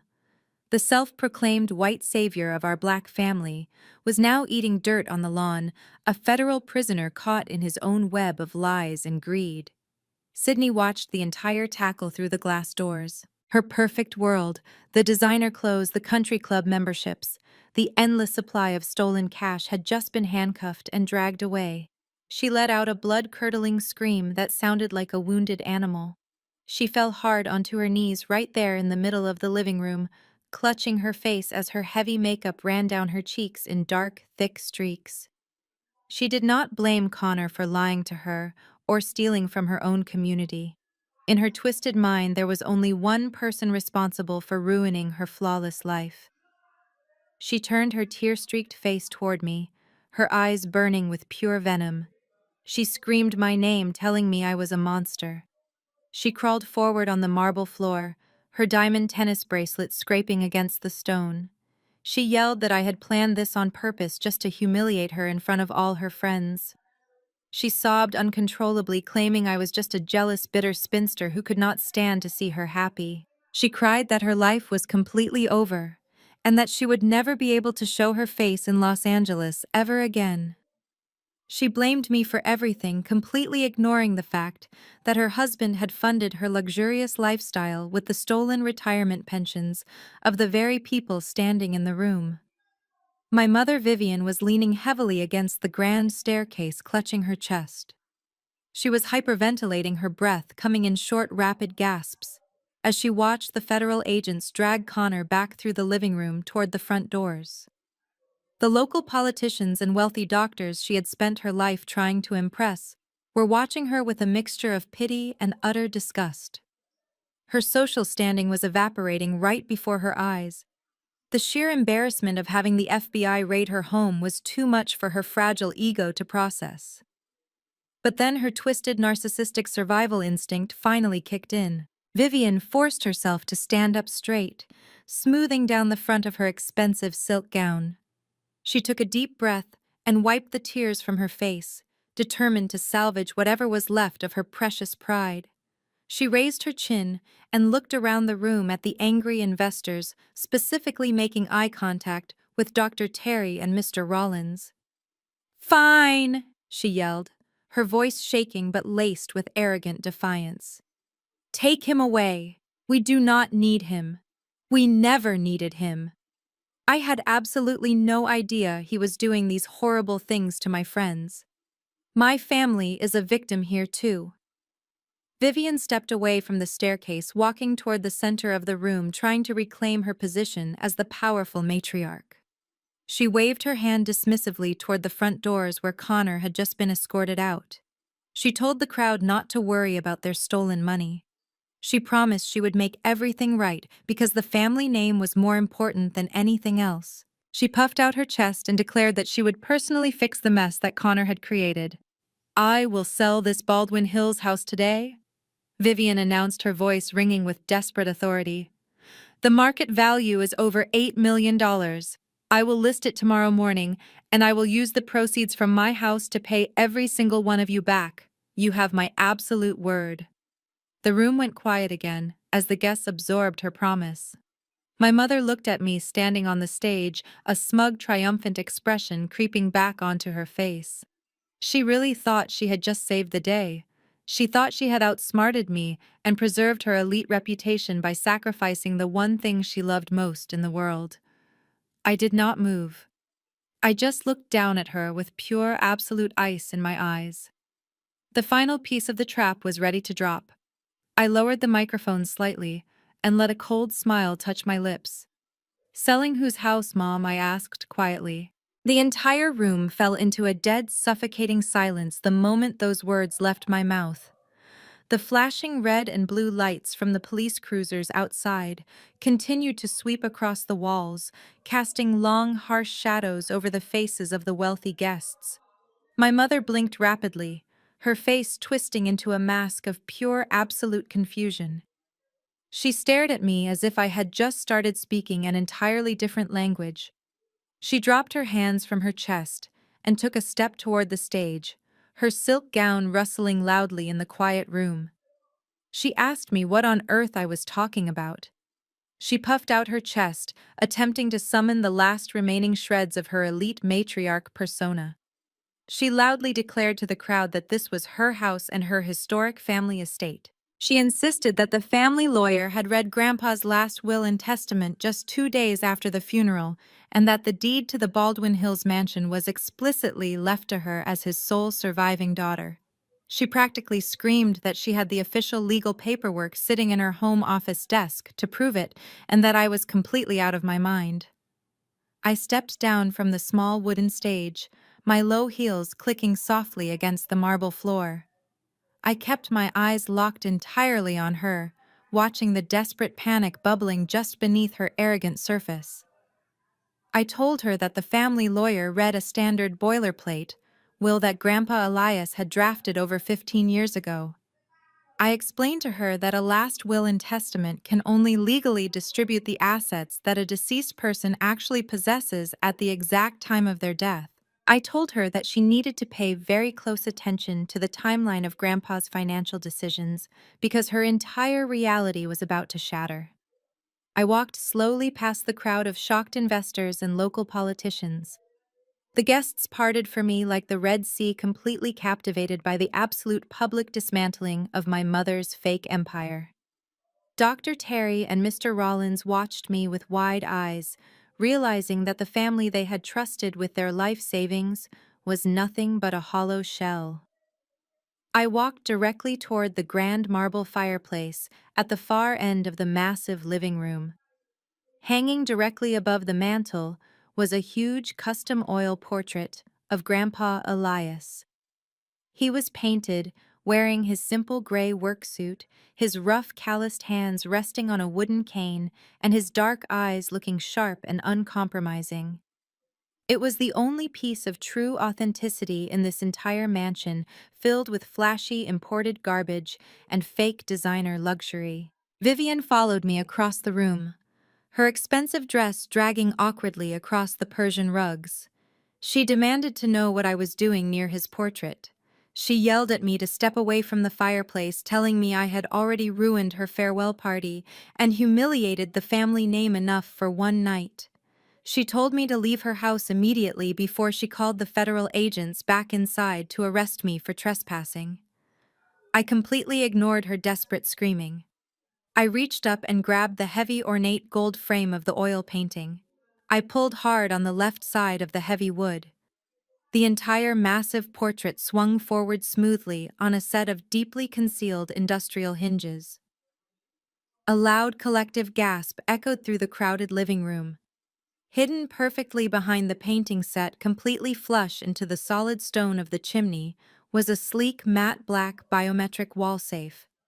My mother stopped dead in her tracks, her mouth hanging wide open in utter disbelief. She had lived in this Baldwin Hills mansion for over 2 decades. She had hosted hundreds of elite high society dinner parties standing right in front of this very fireplace, drinking imported champagne and bragging to her friends. She had absolutely no idea this hidden vault even existed in her own home. She stared at the glowing blue biometric scanner on the front of the heavy steel door, looking completely betrayed by the very walls around her. Sydney, who was still kneeling on the floor crying over Connor's arrest, stopped sobbing and stared at the hidden safe with wide, terrified eyes. I placed my thumb against the cool glass of the biometric scanner. The machine beeped softly, confirming my identity. Then a small digital keypad illuminated in the dark recess of the stone wall. I slowly typed in a 6-digit PIN code. It was the exact date of the day Grandpa Elias first taught me how to read a corporate financial ledger when I was just a young girl. The heavy steel bolts inside the door retracted with a loud, heavy mechanical clank that echoed perfectly in the silent room. I pulled the thick steel door open. Sitting alone on the dark metal shelf inside the vault was a thick, aged manila envelope. It was sealed with dark red wax and stamped with official county markers. I pulled it out and closed the heavy safe door behind me, pushing the large oil portrait back into its original position until it clicked shut. The stern, painted eyes of my grandfather looked down at the room as if he was watching his final master plan unfold flawlessly from beyond the grave. I turned around and walked back toward the center of the room, approaching a massive slab of imported marble that served as a display counter for my mother's expensive crystal vases. I stopped right in front of the marble surface, holding the heavy sealed envelope in my hands. I looked at my mother, who was now visibly trembling, shaking her head in silent denial. I told her that Grandpa Elias was the smartest man I had ever known. I said he saw right through Connor's pathetic tech bro disguise the very first time Sydney brought that white man to our Thanksgiving dinner 5 years ago. Grandpa knew instantly that Connor was a financial parasite looking for a wealthy black family to infiltrate and drain. But more importantly, I told Vivian that Grandpa also knew exactly who she was. He knew her bottomless vanity and her desperate need to impress the local elite would eventually make her the perfect blind victim for a scam artist like Connor. Grandpa knew with absolute certainty that if he actually left this historic estate to her in his will, she would inevitably hand it right over to Connor the moment he batted his eyes and promised her a slightly larger house on the coast. I broke the red wax seal on the manila envelope and pulled out a stack of thick legal documents. I told the silent room that Grandpa Elias refused to let his lifelong legacy be destroyed by a fake venture capitalist, and a daughter who cared more about country club status than her own flesh and blood. So he took extreme legal measures to protect the physical foundation of this family. He secretly executed an irrevocable transfer of title long before he ever got sick.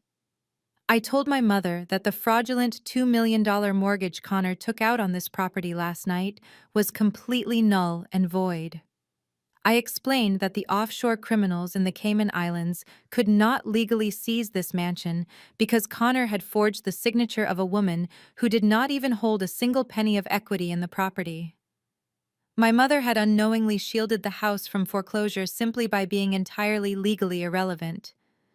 Vivian's face went completely blank as the devastating reality of my words finally started to crush her completely. She shook her head slowly, whispering over and over again that it was impossible and that she was the owner of the estate.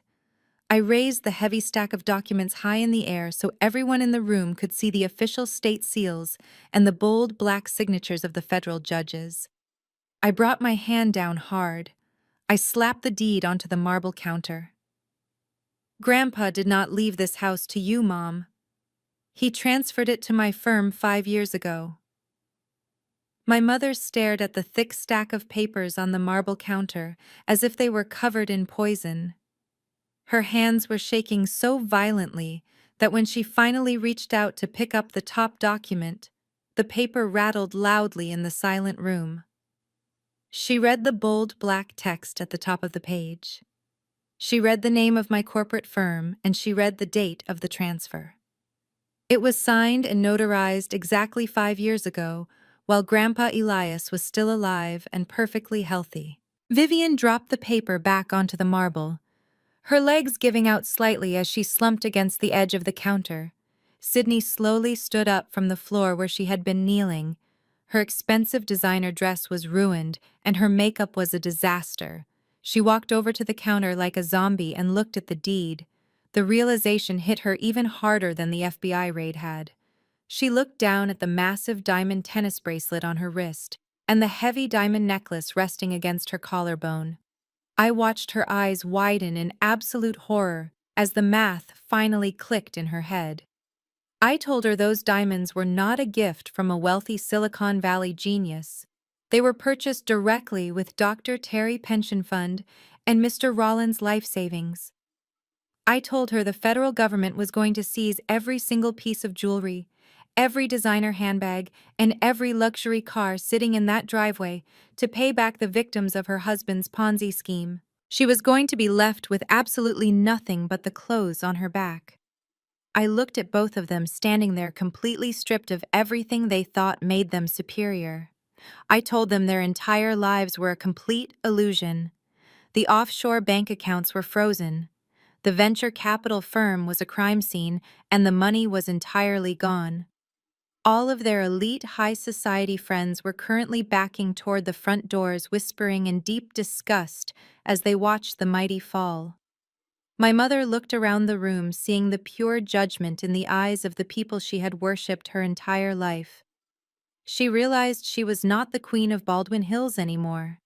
She was just the mother-in-law of a federal criminal and a woman who had been living a massive lie. I leaned against the marble counter and crossed my arms, looking around the grand foyer. I told them that for the last 5 years they had been parading around this historic estate, treating me like an unwanted guest in my own home. My mother had constantly reminded me that I was just taking up valuable space and that I should be endlessly grateful she even allowed me to sleep in my old childhood bedroom. I reminded her of the cruel things she said to me right after Grandpa's funeral when she and Connor violently kicked me out into the street so he could have a new office for his fake startup. I let out a dry laugh that held absolutely no warmth. I told Vivian the absolute peak of the irony was that she had been illegally squatting on my corporate property this entire time. I explained that when Grandpa Elias transferred the title, he specifically structured it so that my firm would assume all maintenance costs and property taxes silently through a blind ledger. He did that so Vivian would never see the bills and never suspect a single thing until the time was exactly right. But legally speaking, my mother and sister were just unauthorized tenants living in a commercial investment property without a signed lease agreement. I pulled my phone out of my pocket and opened the calculator app. The bright screen illuminated my face in the dim lighting of the foyer. I told them I was a senior forensic accountant and that I always kept very meticulous records. I started typing in the numbers, speaking them out loud, so the entire room could hear the exact price of their arrogant entitlement. I told them the fair market rental value for a fully furnished historic 8-bedroom mansion in the premier neighborhood of Baldwin Hills was roughly $30,000 a month.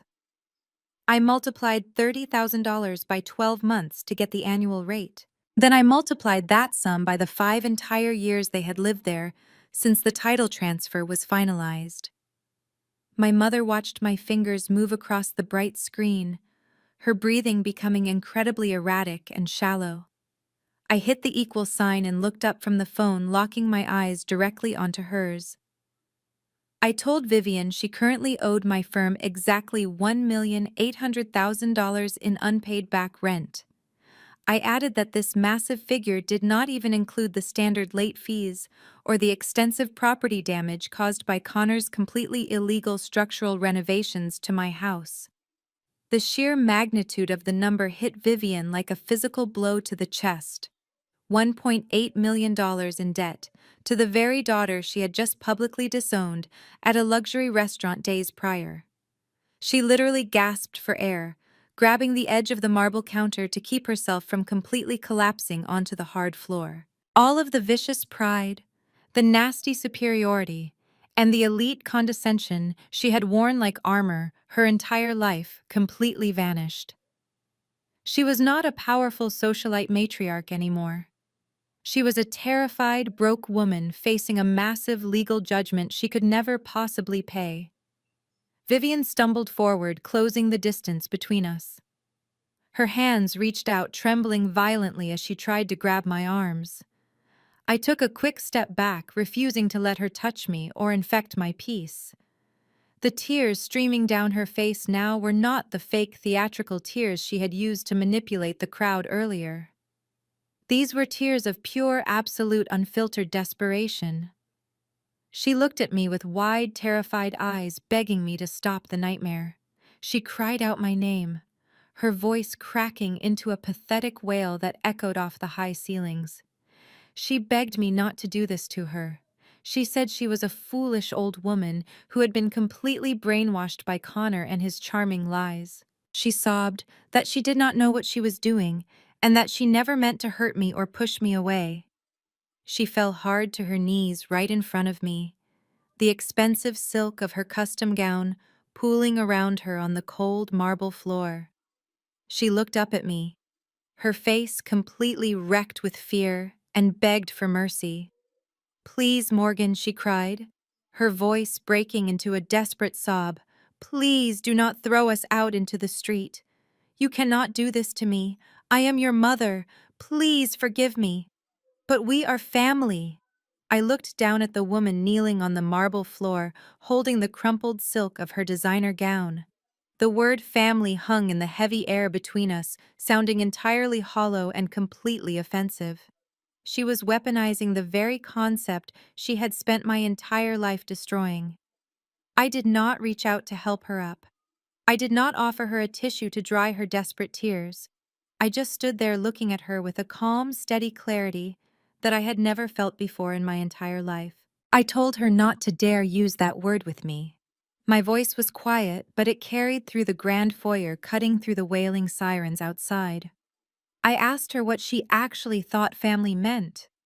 I told her family does not kick their own daughter out of her childhood home just because a lying tech bro wants a new office for a fake startup. Family does not sit at a luxury restaurant watching a man threaten to call the police on me and then stand up to publicly disown me just to protect their fragile social status. I pointed at Sydney, who was still sitting on the floor, shivering in her stolen diamonds. I said family does not laugh when their sister is treated like a piece of garbage. Vivian let out a choked sob, pressing her hands against her face. She tried to formulate an excuse, but I did not let her speak. I told her she did not know the first thing about family. She only knew about aesthetics and optics. She only cared about how things looked to the wealthy politicians and doctors standing in this room. I told her that Grandpa Elias was the only person in this house who actually understood what family meant. He knew that true family protects each other from predators. He spent 10 years secretly building that beautiful glass house in Malibu to give me a safe haven because he knew the day would come when my own mother would throw me to the wolves just to keep her country club membership. My mother reached out again, her manicured fingers brushing the hem of my white trousers. She begged me to give her another chance. She said she would change and that we could go back to the way things were. She promised she would cut ties with Connor, and that we could run this estate together, just the three of us. I took a slow, deliberate step backward, breaking the physical contact completely. I told her there was absolutely no going back, because the illusion was entirely dead. I told her I did not want her apologies, and I absolutely refused to forgive her. Forgiveness is a gift you give to people who actually show genuine remorse, not to people who are only crying because they finally got caught. I told her she was not sorry for how she treated me. She was only sorry that she did not own the $8 million mansion she had been bragging about all week. I reached into my heavy leather tote bag one last time. I pulled out a crisp white legal envelope that I had prepared alongside the forensic files. I dropped it onto the marble counter right next to the massive stack of title transfer documents. The paper landed with a soft thud. Vivian stared at it, her eyes wide with fresh terror. She asked me what it was, her voice barely a whisper. I told her it was a formal, legally binding eviction notice, drafted and signed by the corporate attorneys representing my firm. I told her she and Sydney had exactly 48 hours to pack their personal belongings and vacate the premises completely. I clarified that personal belongings did not include the expensive artwork, the custom furniture, or the imported chandeliers, because Grandpa Elias had purchased all of those assets and transferred them to the trust as well. They could only take their clothes, their shoes, and whatever fake pride they had left. Sydney finally found her voice screaming from the floor that I could not do this to them and that they had nowhere to go. She cried that Connor's bank accounts were frozen and they did not have a single dollar to rent an apartment. I looked at my older sister and felt absolutely no pity. I told her that was a problem she should have considered before she let her husband steal the life savings of elderly black folks to buy her tennis bracelets. I told them that when the 48 hours expired, the locks would be electronically changed and any property left inside would be liquidated to help pay off the $1.8 million debt they still owed my company. The sheer brutality of the boundary I had just drawn left them entirely speechless. Vivian slumped forward, resting her forehead against the cold marble floor, completely broken. There was no more fighting left in her. The facade was entirely gone, and the reality of her new impoverished life had finally crushed her. I looked up from my broken family and turned my attention back to the wealthy guests who were still standing near the edges of the room. Dr. Terry and Mr. Rollins were looking at Vivian with pure, unadulterated disgust. They had just watched this woman try to bribe her way out of trouble and then beg for mercy using the same family card she had completely disregarded when it suited her. They realized that Vivian would have gladly let them lose their entire retirement funds if it meant she got to keep her big house and her wealthy status. Dr. Terry shook his head, his face set in a hard grimace. He turned his back on my mother and walked silently toward the front doors. Mr. Rollins followed him. One by one, the local politicians, the socialites, and the wealthy real estate developers turned their backs on Vivian and Sydney.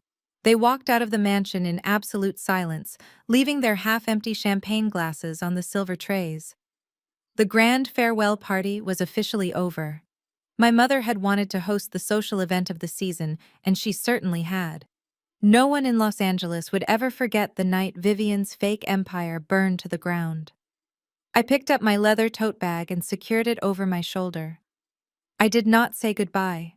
I did not look back at the two women sobbing on the floor of the grand foyer. I simply turned around and walked toward the heavy wooden double doors. My low heels clicked rhythmically against the marble, echoing loudly through the massive spaces of the empty house. The air felt incredibly light as I stepped over the threshold and walked out into the cool night air. The federal agents were still outside processing Connor's arrest near the police cruisers, but I walked right past them. I left my mother and sister alone in the massive, echoing mansion they no longer owned, surrounded by the ghosts of their own greed and the absolute certainty that they had brought this entirely upon themselves. 6 months have passed since that night at the Baldwin Hills mansion. The air this morning is cool and salty as I sit on the expansive wooden deck of the Malibu beach house, holding a warm, ceramic mug of tea. The massive panels of reinforced glass behind me reflect the bright early sunlight, but my eyes are focused entirely on the endless stretch of the Pacific Ocean. The rhythmic sound of the waves crashing against the rocky cliffs below is the only sound I hear. There are no jazz bands, no clinking champagne glasses, and absolutely no toxic family members telling me I am taking up too much space. For the first time in my 29 years of life, the space I occupy is entirely my own. The fallout from the farewell party was incredibly swift and absolutely devastating for the people who thought they could build an empire on lies. Special Agent Marcus Wright did not waste any time building his case against Connor. The digital dossier I provided was so airtight that Connor's expensive defense attorneys advised him not to even attempt taking it to trial. A federal judge sentenced him to 15 years in a high-security federal penitentiary for wire fraud, title fraud, and running a multi-million-dollar Ponzi scheme. He tried to use his charm and his supposed Silicon Valley pedigree to beg for a lighter sentence, but the judge was completely unmoved. All of his offshore accounts were seized and frozen. The Cayman Islands holdings were repatriated, and the funds were systematically distributed back to Dr. Terry, Mr. Rollins, and the rest of the elderly investors he had targeted. The white savior of our family is now wearing a standard-issue orange jumpsuit, mopping cafeteria floors for 40 cents an hour. My sister Sydney learned a very harsh lesson about what happens when your entire identity is tied to the wealth of a fraudulent man. When the federal authorities seized Connor's assets, they took absolutely everything she claimed to own. The Porsche, the designer wardrobes, the silk gowns, and the diamond tennis bracelets were all confiscated and auctioned off by the government to pay criminal restitution. She was left with nothing but a few cheap suitcases of casual clothes. Today, the former beauty queen of the Baldwin Hills elite works a minimum wage retail job at a mid-tier department store in the valley. She spends her days folding sweaters and ringing up purchases for the exact same wealthy socialites she used to look down on. I heard through the grapevine that she actively hides in the stockroom whenever she sees someone from our old neighborhood walking through the glass doors. Her perfect aesthetic was completely shattered, and she is finally being forced to live in the real world. As for my mother, Vivian, her grand dynasty collapsed exactly the way it was always destined to. When the 48-hour eviction notice expired, my corporate attorneys arrived at the mansion with local law enforcement to ensure she vacated the premises. She tried to stall, and she tried to beg the officers for mercy. But the law is the law. She could not pay the $1.8 million in back rent. She owed my firm, so she was forced to declare bankruptcy. Her credit was completely destroyed, and her reputation was entirely incinerated. All of her wealthy friends, the politicians, and the country club elite completely blacklisted her. She now lives in a tiny, cramped, one-bedroom apartment on the far eastern outskirts of the city. She has no garden, no grand marble staircase, and no audience to perform for. She is entirely alone with nothing but the crushing memory of the daughter she threw away for a fake sense of superiority. I did not keep the Baldwin Hills mansion. Walking through those empty halls after they left only reminded me of the emotional coldness I endured there as a child. So I put the historic estate on the market and sold it to a legitimate real estate developer for $8.5 million. But I did not put that money into a personal bank account. I wanted to honor the true legacy of Grandpa Elias, the man who actually built our family name through hard work and genuine community care. I took the entire proceeds from the sale and founded the Elias Business Incubator in downtown Los Angeles. Wow. It is a fully funded foundation dedicated exclusively to providing startup capital, legal resources, and mentorship for young Black entrepreneurs who do not have generational wealth or supportive families to fall back on. We are building real sustainable businesses, not fake venture capital Ponzi schemes. Grandpa Elias would have been incredibly proud to see his wealth being used to actually elevate our community, instead of being used to buy fake diamonds and luxury cars. I take a slow sip of my tea and let the warm ocean breeze wash over my face. Cutting ties with my mother and my sister was the hardest and most painful decision I ever had to make, but it was also the most necessary. Society constantly tells us that we have to forgive and forget because blood is thicker than water. They tell us that we must endure abuse, manipulation, and theft simply because the people hurting us happen to share our last name. But I learned the hard way that true family is defined by mutual respect, protection, and genuine love. If the people who share your DNA are actively trying to destroy you, it is not a betrayal to walk away. It is an act of fundamental self-preservation. Sometimes the trash takes itself out, and sometimes you have to hire a corporate attorney to drag it to the curb. You cannot heal in the exact same environment that made you sick, and you certainly cannot build a peaceful life while actively housing the people who want to see you fail. My name is Morgan, and I am finally completely free. Have you ever had to legally protect yourself from your own family? Let me know in the comments. Like and subscribe for more stories.